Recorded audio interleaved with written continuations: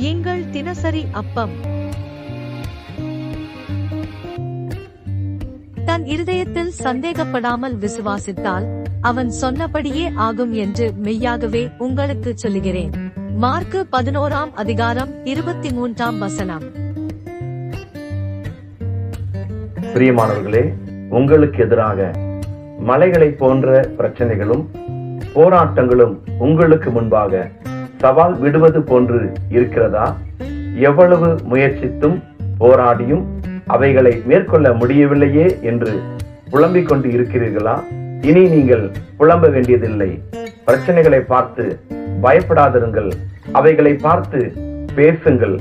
ஆண்டவர் இயேசு சொன்னார், தன் இருதயத்தில் சந்தேகப்படாமல் நீங்கள் சொல்வது நடக்கும் என்கிற விசுவாசம் உங்களுக்கு இருக்குமானால் நீங்கள் சொன்னபடியே நடக்கும்.